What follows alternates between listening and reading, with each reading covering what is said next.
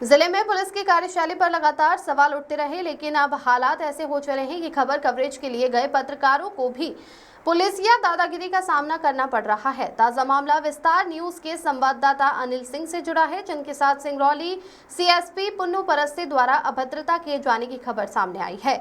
जानकारी के अनुसार अनिल सिंह किसी पीड़ित की शिकायत पर सीएसपी से उनका पक्ष जानने पहुंचे थे। उन्होंने फोन पर बातचीत करने की कोशिश की, लेकिन सीएसपी ने बातचीत से इनकार कर दिया। जब पत्रकार प्रत्यक्ष रूप से उनका पक्ष लेने पहुंचे तो सीएसपी ने उनके साथ न सिर्फ असभ्य व्यवहार किया बल्कि अभद्र भाषा का प्रयोग भी किया। इस घटना से जिले भर के पत्रकारों में भारी आक्रोश फैल गया। सिंगरौली के वरिष्ठ पत्रकारों सहित टीवी और प्रिंट मीडिया के प्रतिनिधियों ने इस मुद्दे को गंभीरता से लिया और पुलिस अधीक्षक मनीष खत्री से मुलाकात कर सीएसपी के व्यवहार की शिकायत की। पत्रकारों की मांग थी कि मीडिया को सम्मान पूर्वक सुना जाए और उनके साथ कोई भी अधिकारी अभद्रता न करे। एसपी मनीष खत्री ने मामले को गंभीरता से लेते हुए आश्वासन दिया कि भविष्य में इस तरह की घटनाएं नहीं होंगी। हालांकि सवाल अब भी खड़ा है कि जब लोकतंत्र के चौथे स्तंभ को ही पुलिस दबाने लगे तो आम जनता की आवाज कैसे उठेगी।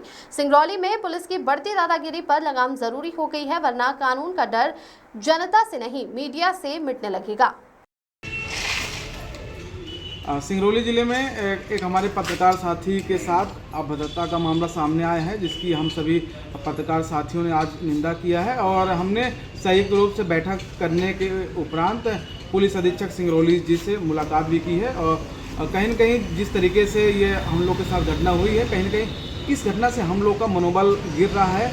अगर आने वाले समय में अपने व्यवहार को सही नहीं करते तो कहीं न कहीं हम लोग विरोध प्रदर्शन भी करेंगे। देखिए, 3 से 4 दिन पहले उतार चौकी इलाके का 2 व्यक्ति पीड़ित व्यक्ति पहुंचे कोतवाली थाने और दोनों ने आवेदन दिया। एक व्यक्ति ने आवेदन दिया कि मेरी पत्नी गुमशुदा हो गई है, उसको ढूंढा जाए, तो दूसरी महिला आवेदन दी कि मेरा पति अपने भाभी को लेकर 2 बच्चों के साथ फरार हो गया है।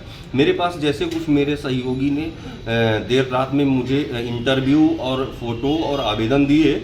अगले दिन ठीक मैं कोतवाली जो थाना प्रभारी हैं अशोक सिंह परिहार अपने एक मित्र के साथ गया वहाँ इंटरव्यू के लिए। वो सम्मान से बैठाए और इंटरव्यू नहीं दिए। वो उन्होंने बोला कि मैं अधिकृत नहीं हूँ, सीएसपी एडिशनल एसपी से बात करिए।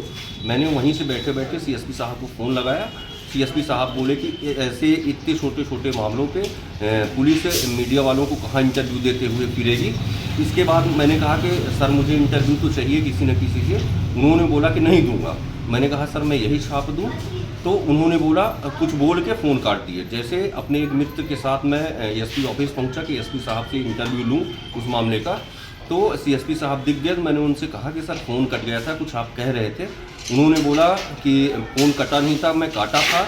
ये क्या धमकाने का प्रयास है, ये क्या चमकाने का प्रयास है। बड़ी ऊँची स्वर आवाज़ों में उन्होंने ऐसा बोला जो मुझे मेरे सम्मान के खिलाफ था, जिसे आज हम सभी अपने सीनियर एवं जूनियर पत्रकारों के साथ मिलकर एसपी के पास गए और एसपी साहब को पूरे मामले से अवगत करवाए हैं।